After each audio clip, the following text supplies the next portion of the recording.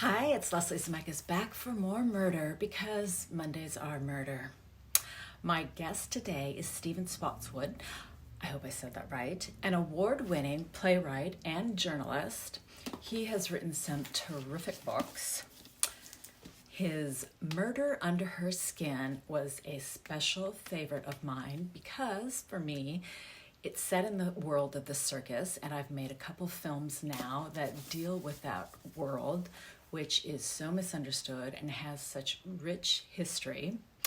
In fact, this is a whip formerly owned by Mabel Stark, the world's first female tiger trainer. And don't get your panties in a bunch. It was mostly for show than anything else. She loved her tigers. I am only using it on those of you who aren't yet reading books. Read, read, read. There's a book for everyone out there. So, Murder Under Her Skin is set in the 1940s when someone kills the amazing tattoo woman. Two detectives who are so unique, you'll love them as characters, must solve the murder. It's funny, it's original, and you'll love it. So here is Stephen with his tips on how to murder your characters. Have a great week. See you back here next week for more Mondays Are Murder. Hi, I'm Steve Spotswood, author of Fortune Favors the Dead and Murder Under Her Skin, the first two novels in the Pentecost and Parker mystery series. The third, Secrets Typed in Blood, comes out from Doubleday in December.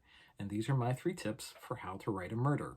And there are actually 3 questions or exercises you can use to interrogate your manuscript in order to better understand your protagonist.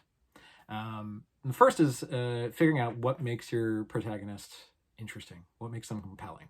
And one way to do this is to take your manuscript and in your head, subtract the murder, subtract the investigation, subtract the action scenes, subtract the body on the floor, take all of that out and look at what you're left with.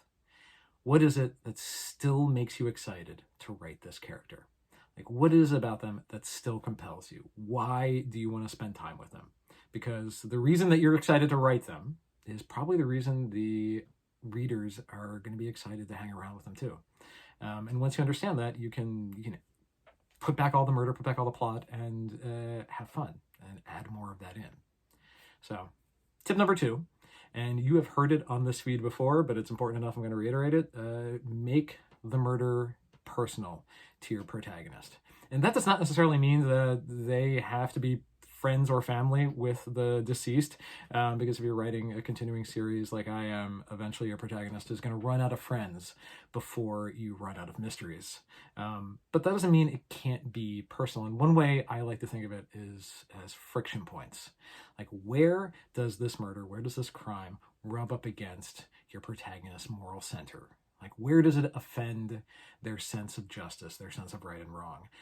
Where does it come into conflict with their own personal lives, with their own personal beliefs? Because once you figure that out, you can understand why this crime is more compelling to them. And if it's more compelling to them and more personal to them, it becomes more personal to the reader. Tip number 3, understand how your character has changed. Because if you've got a character who is more than the sum of their job, and you've got a crime that is personal to them, inevitably something will have shifted. Like, they will have grown, or they will have been hurt and broken down. Like, there's going to be some change from chapter 1 to the end.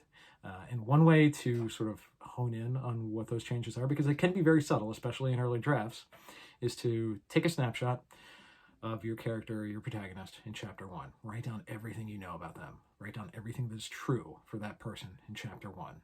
And then take a snapshot at chapter whatever, chapter the end. And write down everything that is true then. And then compare and contrast. And find how this character has shifted.